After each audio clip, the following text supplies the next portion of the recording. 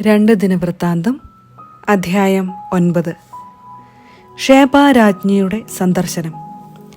ഷേബാരാജ്ഞി സോളമന്റെ പ്രശസ്തിയെക്കുറിച്ച് കേട്ട് കുടുക്കു ചോദ്യങ്ങളാൽ അവനെ പരീക്ഷിക്കാൻ ജെറുസലേമിലേക്ക് വന്നു.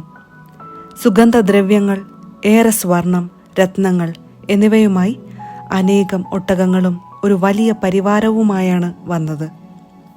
സോളമനെ കണ്ടപ്പോൾ മനസ്സിൽ കരുതിയിരുന്ന ചോദ്യങ്ങളെല്ലാം ചോദിച്ചു.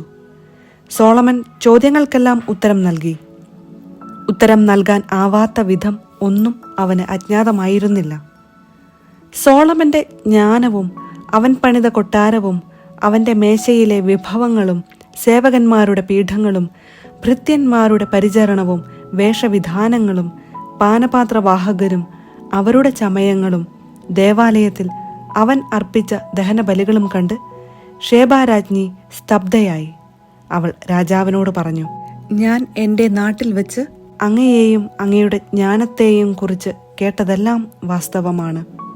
ഇവിടെ വന്ന് സ്വന്തം കണ്ണുകൊണ്ട് കാണുന്നതുവരെ ഞാൻ അവ വിശ്വസിച്ചിരുന്നില്ല.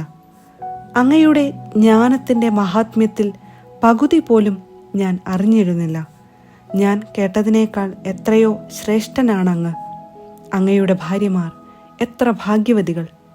സദാ അങ്ങയെ പരിചരിക്കുകയും അങ്ങയുടെ ജ്ഞാനോക്തികൾ ശ്രവിക്കുകയും ചെയ്യുന്ന ഭൃത്യന്മാർ എത്ര ഭാഗ്യവാന്മാർ! തൻ്റെ സിംഹാസനത്തിൽ അങ്ങയെ രാജാവായി വാഴിക്കാൻ തിരുമനസായ അങ്ങയുടെ ദൈവമായ കർത്താവ് വാഴ്ത്തപ്പെട്ടവൻ. അങ്ങയുടെ ദൈവം ഇസ്രായേലിനെ സ്നേഹിക്കുകയും അവരെ എന്നേക്കും സുസ്ഥിരമാക്കാൻ ആഗ്രഹിക്കുകയും ചെയ്തതുകൊണ്ടാണ് അവർക്ക് നീതിയും ന്യായവും നടത്തിക്കൊടുക്കാൻ അങ്ങയെ അവരുടെ രാജാവാക്കിയിരിക്കുന്നത്. 120 താലന്ത് സ്വർണവും വളരെയധികം സുഗന്ധദ്രവ്യങ്ങളും രത്നങ്ങളും അവൾ രാജാവിന് കൊടുത്തു. ഷേബാരാജ്ഞി സോളമൻ രാജാവിന് കൊടുത്തതുപോലുള്ള സുഗന്ധദ്രവ്യങ്ങൾ പിന്നീട് ഒരിക്കലും കണ്ടിട്ടില്ല. സോളമന്റെയും ഹീരാമിന്റെയും ഭൃത്യന്മാർ ഓഫീറിൽ നിന്ന് പൊന്നിനു പുറമെ രക്തചന്ദനവും രത്നങ്ങളും കൊണ്ടുവന്നിട്ടുണ്ടായിരുന്നു. ചന്ദനത്തടി കൊണ്ട് ദേവാലയത്തിൻ്റെയും കൊട്ടാരത്തിൻ്റെയും പടികളും ഗായകർക്കു വേണ്ട വീണകളും കിന്നരങ്ങളും നിർമ്മിച്ചു. ഇതിനു മുൻപ് യൂദാദേശത്തെങ്ങും ഇതുപോലെയൊന്നും കണ്ടിട്ടില്ല. പ്രതിസമ്മാനത്തിനു പുറമെ ഷേബാരാജ്ഞി ആഗ്രഹിച്ചതൊക്കെയും സോളമൻ രാജാവ് അവർക്ക് കൊടുത്തു. അവൾ പരിവാരസമേതം സ്വദേശത്തേക്ക് മടങ്ങി. സോളമന്റെ സമ്പത്ത്. വ്യാപാരികളും വണിക്കുകളും കൊടുത്തിരുന്നതിനു പുറമെ സോളമന് പ്രതിവർഷം 660 താലന്ത് സ്വർണം ലഭിച്ചിരുന്നു. ദേശാധിപതികളും അറേബ്യയിലെ രാജാക്കന്മാരും സോളമന് സ്വർണവും വെള്ളിയും കൊടുത്തിരുന്നു.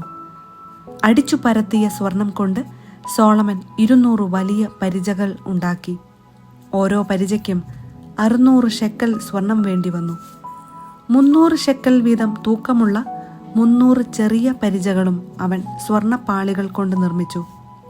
രാജാവ് ഇവയെല്ലാം ലബനോൻ കാനന മന്ദിരത്തിൽ സൂക്ഷിച്ചു. രാജാവ് ദന്തം കൊണ്ട് ഒരു വലിയ സിംഹാസനം പണിതു തങ്കം പൊതിഞ്ഞു. സിംഹാസനത്തിന് 6 പടികളും സ്വർണ്ണ നിർമ്മിതമായ പാദപീഠവും ഉണ്ടായിരുന്നു. ഇരുവശത്തും കൈത്താങ്ങികളും അതിനടുത്തായി 2 സിംഹപ്രതിമകളും തീർത്തിരുന്നു. 6 പടികളിൽ ഇരുവശത്തുമായി 12 സിംഹങ്ങൾ നിന്നിരുന്നു. ഇത്തരം ഒരു ശില്പം മറ്റൊരു രാജ്യത്തും ഉണ്ടായിരുന്നില്ല. സോളമന്റെ പാനപാത്രങ്ങളെല്ലാം സ്വർണ്ണ നിർമ്മിതമായിരുന്നു. ലബനോൻ കാനന മന്ദിരത്തിലെ പാത്രങ്ങളെല്ലാം സ്വർണം കൊണ്ടുള്ളതായിരുന്നു. സോളമന്റെ കാലത്ത് വെള്ളിക്ക് വിലയുണ്ടായിരുന്നില്ല. രാജാവിന്റെ കപ്പലുകൾ ഹീരാമിന്റെ ഭൃത്യന്മാരുമായി താർശീഷിലേക്ക് പോകും. 3 വർഷത്തിലൊരിക്കൽ ഈ കപ്പലുകൾ അവിടെ നിന്ന് സ്വർണം, വെള്ളി, ദന്തം, കുരങ്ങുകൾ, മയിലുകൾ ഇവയുമായി മടങ്ങിവരും. അങ്ങനെ സോളമൻ രാജാവ് ധനത്തിലും ജ്ഞാനത്തിലും ഭൂമിയിലെ രാജാക്കന്മാരെയെല്ലാം പിന്നിലാക്കി. ദൈവം സോളമന് കൊടുത്ത ജ്ഞാനം ശ്രവിക്കാൻ ഭൂമിയിലെ സകല രാജാക്കന്മാരും അവന്റെ സാന്നിധ്യം തേടി.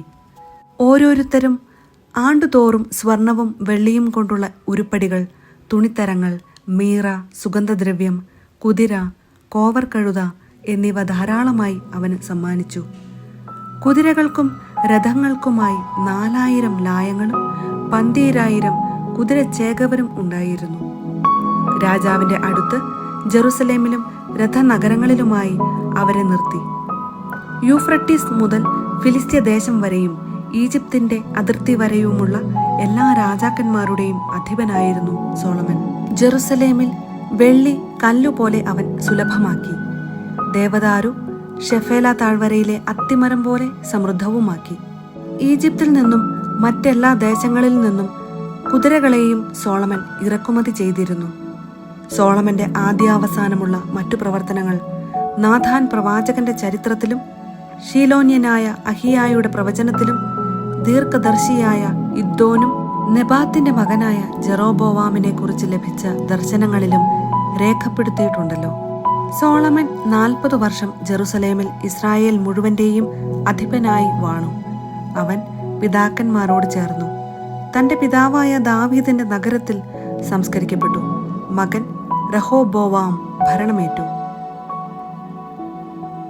2 ദിനവൃത്താന്തം അധ്യായം 10. രാജ്യം പിളരുന്നു. രഹോബോവാമിനെ രാജാവാക്കാൻ ഇസ്രായേൽ ജനം ഷെക്കെമിൽ സമ്മേളിച്ചു. അവൻ അങ്ങോട്ട് ചെന്നു. നെബാത്തിന്റെ മകൻ ജെറോബോവാം ഇത് കേട്ട് ഈജിപ്തിൽ നിന്ന് മടങ്ങി വന്നു.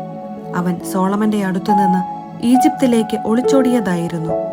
അവർ അവനെ ആളയച്ചു വരുത്തി. ജെറോബോവാമും ഇസ്രായേൽ ജനവും രഹോബോവാമിന്റെ അടുത്തു വന്നു പറഞ്ഞു, അങ്ങയുടെ പിതാവ് ഞങ്ങളുടെ നുകത്തിന് ഭാരം കൂട്ടി. ആ ഭാരിച്ച നുകവും കഠിന വേലയും ലഘൂകരിച്ചു തരുക. എന്നാൽ ഞങ്ങൾ അങ്ങയെ സേവിക്കാം. 3 ദിവസം കഴിഞ്ഞ് വീണ്ടും വരുവിൻ, രഹോബോവാം അവരോട് പറഞ്ഞു. ജനം പിരിഞ്ഞുപോയി.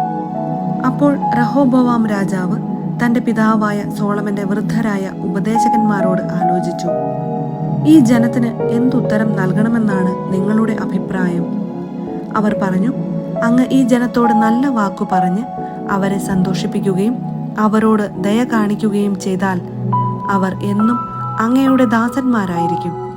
എന്നാൽ പക്വമതികളായ അവരുടെ ഉപദേശം നിരസിച്ച് തന്നോടൊത്തു വളർന്ന പാർശ്വവർത്തികളായ ചെറുപ്പക്കാരോട് അവൻ ആലോചിച്ചു, അങ്ങയുടെ പിതാവ് ഞങ്ങളുടെ മേൽ വച്ച നുകം ലഘൂകരിക്കുക എന്ന് പറയുന്ന ഈ ജനത്തിന് എന്തു മറുപടി നൽകണമെന്നാണ് നിങ്ങളുടെ അഭിപ്രായം? അവനോടൊത്ത് വളർന്ന ആ ചെറുപ്പക്കാർ പറഞ്ഞു, അങ്ങയുടെ പിതാവ് ഞങ്ങളുടെ നുകത്തിന് ഭാരം കൂട്ടി. അങ്ങ് അത് കുറച്ചു തരണമെന്ന് പറഞ്ഞ ഈ ജനത്തോട് പറയുക, എൻ്റെ ചെറുവിരൽ എൻ്റെ പിതാവിൻ്റെ അരക്കെട്ടിനേക്കാൾ വലുതാണ്. അവൻ ഭാരമുള്ള നുകം നിങ്ങളുടെ മേൽ വച്ചു, ഞാൻ അതിൻ്റെ ഭാരം കൂട്ടും. അവൻ നിങ്ങളെ ചാട്ട കൊണ്ട് അടിച്ചു, ഞാൻ മുൾച്ചാട്ട കൊണ്ട് അടിക്കും. 3-ാം ദിവസം വീണ്ടും വരുവിൻ എന്ന് രാജാവ് പറഞ്ഞതനുസരിച്ച് ജെറോബോവാമും ജനവും രഹോബോവാമിന്റെ അടുത്തു വന്നു. രാജാവ് അവരോട് പരുഷമായി സംസാരിച്ചു. പ്രായമായവരുടെ ഉപദേശം ത്യജിച്ച് ചെറുപ്പക്കാരുടെ വാക്ക് കേട്ട് രഹോബോവാം രാജാവ് അവരോട് പറഞ്ഞു, എൻ്റെ പിതാവ് നിങ്ങളുടെ മേൽ ഭാരമുള്ള നുകം വച്ചു, ഞാൻ അതിൻ്റെ ഭാരം കൂട്ടും. എൻ്റെ പിതാവ് നിങ്ങളെ ചാട്ട കൊണ്ടടിച്ചു, ഞാൻ മുൾച്ചാട്ട കൊണ്ട് അടിക്കും. രാജാവ് ജനത്തിന്റെ അപേക്ഷ കേട്ടില്ല. നെബാത്തിന്റെ മകനായ ജെറോബോവാമിനോട് ഷീലോന്യനായ അഹിയ മുഖേന ദൈവമായ കർത്താവ് അരുളി ചെയ്തത് നിറവേറ്റുന്നതിനാണ് ഇപ്രകാരം സംഭവിക്കാൻ അവിടുന്ന് ഇടയാക്കിയത്. രാജാവ് തങ്ങളുടെ അപേക്ഷ സ്വീകരിച്ചില്ല എന്നു കണ്ട് ജനം പറഞ്ഞു, ദാവീദുമായി ഞങ്ങൾക്കെന്തു ബന്ധം? ജസ്സയുടെ പുത്രനിൽ ഞങ്ങൾക്കെന്ത് അവകാശം? ഇസ്രായേലെ, കൂടാരങ്ങളിലേക്ക് മടങ്ങുക. ദാവീദേ, നിന്റെ കാര്യം നോക്കിക്കൊള്ളുക. ഇസ്രായേല്യർ തങ്ങളുടെ കൂടാരങ്ങളിലേക്ക് മടങ്ങി. രഹോബോവാം യൂദാ നഗരങ്ങളിൽ പാർത്തിരുന്ന ഇസ്രായേല്യരെ ഭരിച്ചു. പിന്നീട് രഹോബോവാം അടിമകളുടെ മേൽനോട്ടക്കാരനായ ഹദോറാമിനെ ഇസ്രായേല്യരുടെ അടുക്കലേക്ക് അയച്ചു. എന്നാൽ അവർ അവനെ കല്ലെറിഞ്ഞു കൊന്നു. രഹോബോവാം രാജാവ് തിടുക്കത്തിൽ തേരിൽ ജെറുസലേമിലേക്ക് പോയി. ഇസ്രായേല്യർ ഇന്നും ദാവീദിന്റെ ഭവനത്തോട് മത്സരത്തിലാണ്.